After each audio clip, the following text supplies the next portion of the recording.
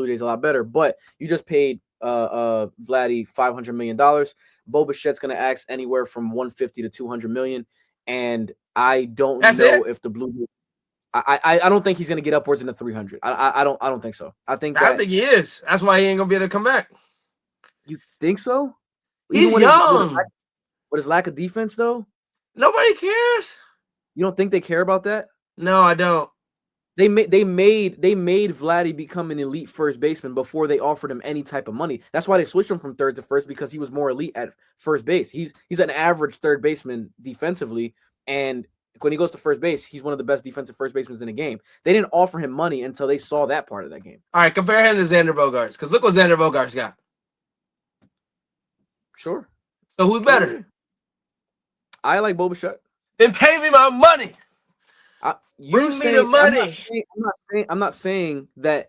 No. I rephrase it. I'm not saying that he's not going to ask for 3. I don't think he's going to get 300. Is what I'm trying to tell you. I don't think he's going to get 300 from Toronto. I think he'll get 300 though. You think where from San Diego just paid? If I'm looking at, I'm like, you just gave him, and I like Xander Bogaerts. I get it. I like Xander Bogaerts, but he can't defend either, and he's just a good bat. And he doesn't have nearly the power that Bo Bichette has. Crazy when you consider his size. I don't understand that. That doesn't make any sense. So that's what I'm trying to say. If you're not giving me 300, I mean, with the way the market is, I get it. I understand it. But look at how sought after Trevor Story and these guys. Like Trevor Story was super sought after when he was a free agent. People don't remember that. That was the year Javi Baez was a free agent. That was the year he was a free agent. That was the year Corey Seager was a free agent. That all them shortstops, Lindor, were all free agents the same year. And Lindor, I think, was the one that got the most. I think he got 375. I think he got the most out of all those guys, because he is the best shortstop out of all of those guys. Yeah, he's the best. He's probably the best shortstop. Maybe Bobby Witt. Bobby Witt. Probably Bobby Witt. You're right. Which we'll get into that tomorrow. Actually, we're gonna stay tuned for that conversation that we're gonna get into tomorrow. But to move on from that, I think Bo Bichette is an extremely great. I think any team will be happy to have him. Now, I just don't think he's gonna go play shortstop. I think he's gonna be a second baseman. I don't think that's fine though. But you got to pay me. I need 300. They gave Rendon 300. That, I mean, we talked about this, how dumb that was. Yeah, but they gave it to him. So you reset. You set the market. Angels are poverty for that. You know this. I mean, it's bad. Yeah, but you also don't know how people are feeling about the injury, how people are feeling about his life. You don't know how GMs are about Trey Turner.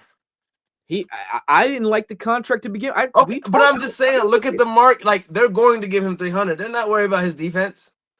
As long as he, I think that's a bad thing. I agree with you. Yeah, but I know that these teams are thinking about, hey, can you hit it far and hard? And that's it. And that's it. Okay. You feel that you miss a ground ball every once in a while, it's all right. Which he has the worst range of any infielder. I know he's pretty bad. And I was gonna ask you this, because you were an infielder and you're a pretty good infielder. Thank you. What keeps people from being able to field at that level when you have access to so much stuff? Why can't he improve on his defense? I think to be honest, I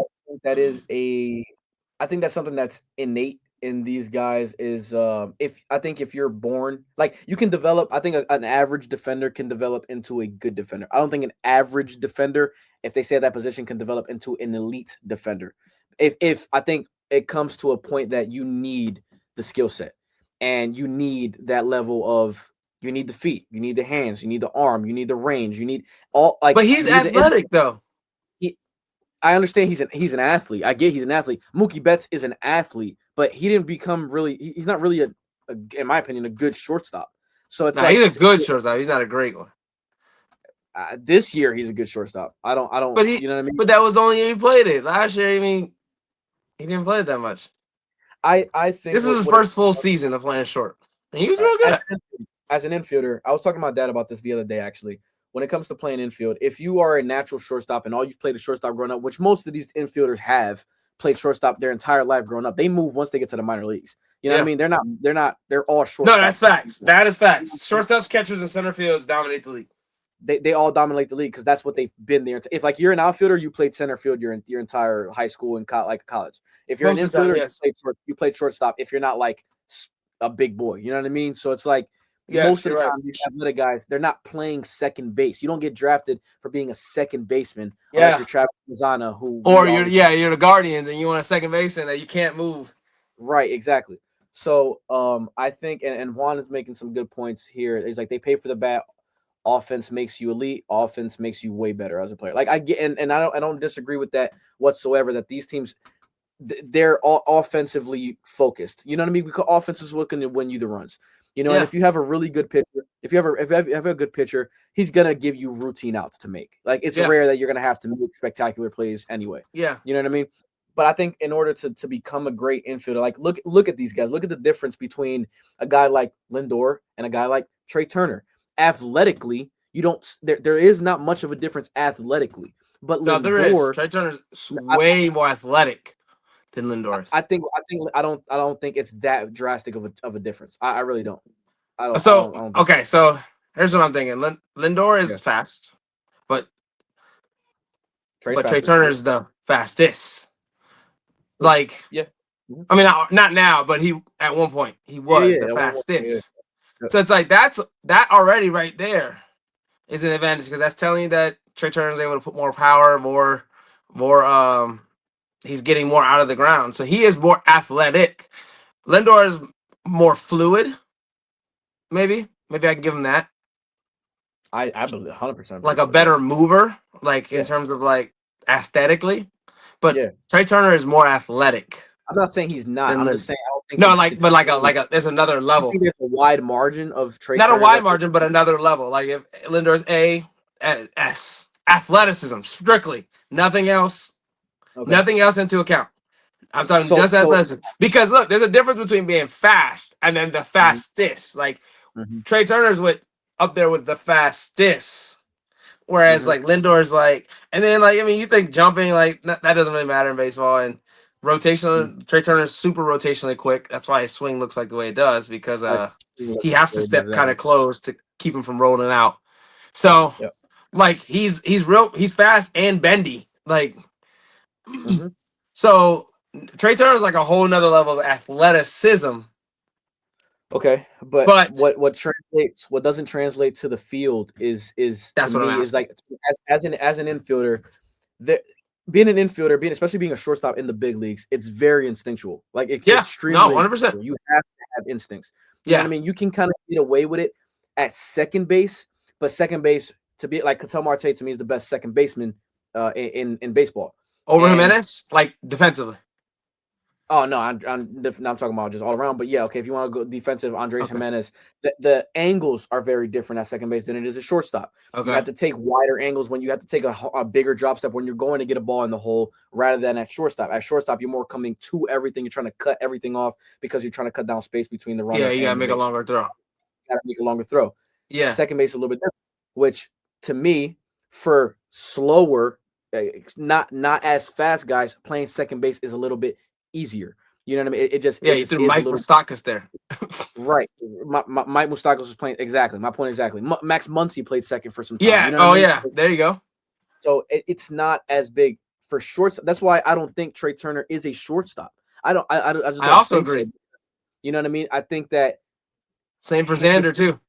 His arm angle when he fields the ball is super just from the side. The ball tails. That's why he makes a lot of throwing errors. You know what I mean? Because there's not everything. He's waiting on the ball, and not everything is moving towards first base. He gets the ball and just flings it over there, meaning the ball is going to sail a lot. The ball's going to dive a lot down into the ground. Harper has to save him so many times with picks.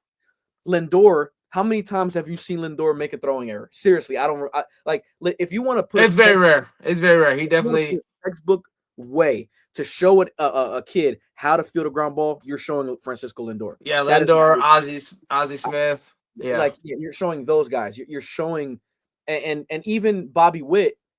He's a beast too. He's really, really good. You know what I mean? He just has an absolute bazooka of an arm, meaning he can throw from sidearm angles, and it's not going to really affect him. Trey Turner doesn't have a that big of an arm. He doesn't have an arm at all. Let's be for real. That's a below average arm. Right. My other question. So, me Me and my friend Check were discussing fielding percentage. Sure. How much stock do you put into it? Because for me, I have seen Asdrubal Cabrera. He's at 98, 99, 97 fielding percentages, but he'll be -6, In defensive -8, save. -10 in defensive run save, or -13 in RTOT. Right. Does that just speaks more to his range and his lack of ability to make plays at the edge of the range, but he can Yeah. really make he makes routine plays pretty Routine plays consistent. pretty easily. Yes. Okay, so he makes that's what That's I was trying to tell Check was like you can yeah. have a high fielding percentage and still not be a great defender. Like Not be a great defender. Right. yeah, Exactly. Yeah. I think that because it all depends on opportunities you get on that specific season to make routine plays. That's yeah, how I see it. You know what I mean? But you're gonna see a guy like Lindor or even Javi Baez or guys like that are super freak athletic in the yeah, field. they can get down 97, 96 and still be Yeah. like plus And 13, plus plus 12. 13. Exactly. Yeah, So I think I take more stock in defensive run saves because that speaks to your range. That speaks to the ability to make more yep. spectacular plays. And your head, where are you at? Like, are you making the right throws? Are you Yeah. Because like for example, like Ellie and O'Neal probably have some of the most range. Ellie, even on Tatis, but they Yeah. can't make routine. They don't make routine plays Routine plays. consistently, and Yeah.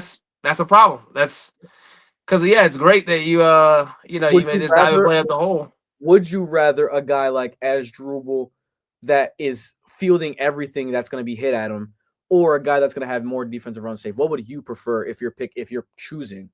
Oh, defensive run save, but I don't Okay. think that's the way you meant to ask it. Is that the way you meant? I mean, Are like you what? saying like would you rather have a player that's maybe will miss a few routine ones, but will make some crazy ones Yeah, every once in yeah, a while, yeah, versus a guy who's gonna make every routine one and but not then like as many. but not really make plays. I would definitely in that scenario, I'd rather have the guy that can make the plays because at Yeah. least he can Yes.